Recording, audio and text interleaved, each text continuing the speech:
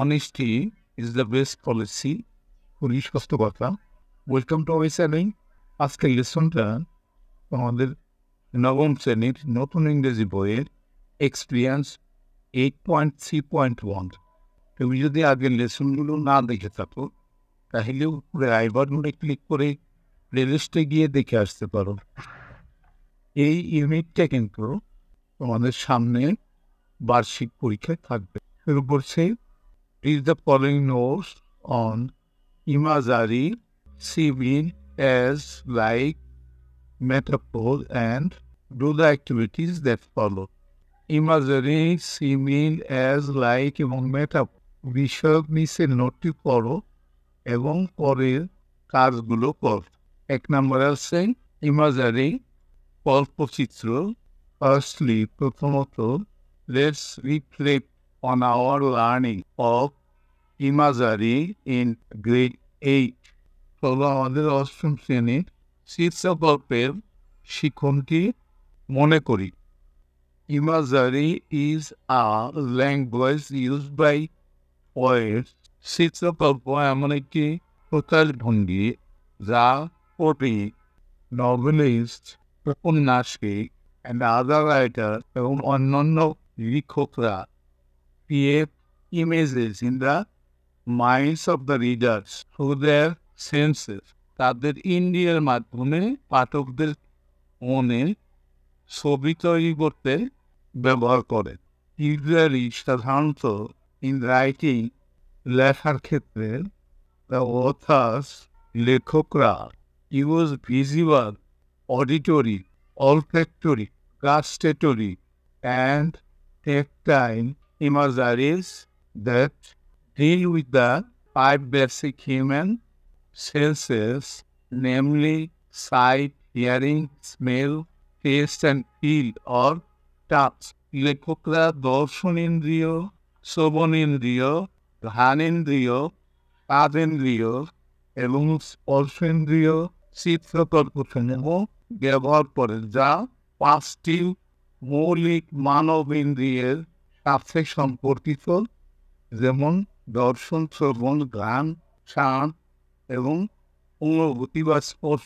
Both similes and metaphors are two forms of imagery that the authors use to allow the readers to clearly see, touch, taste, smell, and hear what is happening in a literary text.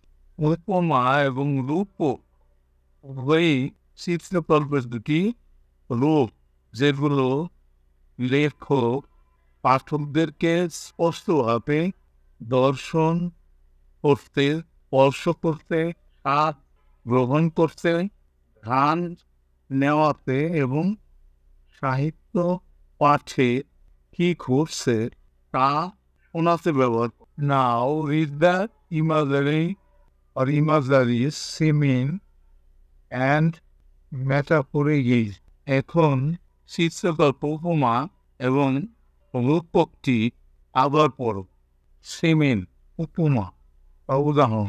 Seen is a figure of speech and it is mainly used to compare two or more things that possess a similar quality. উপমা হলো ভাষার অলংকার।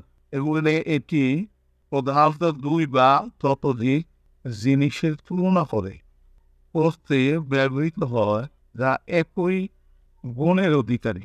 Seen is defined as a word or phrase that compares something to something else using the words like or as. উপমাকে সংজ্ঞায়িত করা হয় এমন একটি শব্দ বা শব্দগুচ্ছ হিসেবে যা লাইক যেমন বা এস মতো শব্দগুলো ব্যবহার করে কোনো কিছুকে অন্য কিছুর সাথে তুলনা করে। ফর এক্সাম্পল, উদাহরণস্বরূপ, as white as milk, দুধের মতো সাদা, black like hair, চুলের মতো কালো, brave like a lion, সিংহের মতো সাহসী, busy like beast, মোমোসের মতো ব্যস্ত, as fast as a cheetah, চিতার মতো দ্রুত। A simile is a powerful tool for making language more interesting, descriptive, and creative. ভাষাকে আরও আকর্ষণীয়, বর্ণনামূলক এবং সৃজনশীল করে তোলার জন্য উপমা একটি শক্তিশালী উপায়। এক নাম্বার হচ্ছে এজ, মতো। এক্সাম্পল সেন্টেন্স, একটি উদাহরণ বাক্য, my mother looks as fresh as a daisy. আমার মাকে ডেইজি ফুলের মতো সতেজ দেখাচ্ছেন। Here, my mother is compared to a daisy, which gives a clear idea about my mother's look. এখানে আমার মাকে একটি ডেইজি ফুলের সাথে তুলনা করা হয়েছে, যা আমার মায়ের চেহারা সম্পর্কে একটি পরিষ্কার ধারণা দেয়। It also helps us create a mental picture of how my mother looks like. এটা আমার মাকে কিসের মতো দেখাচ্ছে, কেমন দেখাচ্ছে তার একটি মানসিক ছবি তৈরি করতে আমাদেরকে সাহায্য করে। এরপর 2 নাম্বার হচ্ছে লাইক। এক্সাম্পল সেন্টেন্স, একটা উদাহরণ বাক্য, the girls meantime spread the table, set the children round the fire and feed them like so many hungry birds. মেয়েরা ইতিমধ্যে টেবিলটি সাজালো, শিশুগুলোকে আগুনের চারপাশে বসালো এবং অনেক ক্ষুধার্ত পাখির মতো তাদেরকে খাওয়ালো।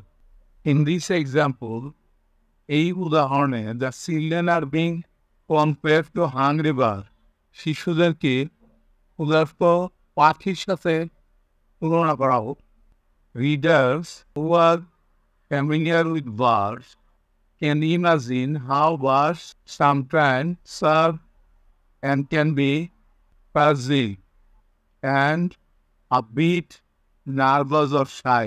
পাখিদের সাথে পরিচিত একজন এমন পাঠকরা কল্পনা করতে পারে যে পাখিরা মাঝে মাঝে কিচিরমিচির করে এবং এরা দুর্বল এবং কিছুটা নার্ভাস বা লাজুক হতে পারে। সিমিল provides a mental image to the readers or listeners. উপমা পাঠক বা শ্রোতাদের একটি মানসিক চিত্র প্রদান করেন। That is how it makes a better connection between a reader or listener and the text. এভাবেই পাঠক, শ্রোতা এবং পাঠের মধ্যে আরও ভালো যোগাযোগ তৈরি করে। So, from common conversation, poetry, similes are almost required for creative expression. সুতরাং সাধারণ কথোপকথন থেকে কবিতা পর্যন্ত সৃজনশীল প্রকাশের জন্য অধিকাংশ ক্ষেত্রেই উপমা প্রয়োজন। Metaphor, Rupak. Metaphor is a powerful tool in language and can help learners better understand complex ideas and express themselves more creatively. রূপক হলো ভাষার একটি শক্তিশালী হাতিয়ার এবং এটি শিক্ষার্থীদের জটিল বিষয়গুলোকে আরও ভালোভাবে বুঝতে এবং নিজেকে আরও সৃজনশীলভাবে প্রকাশ করতে সাহায্য করতে পারেন।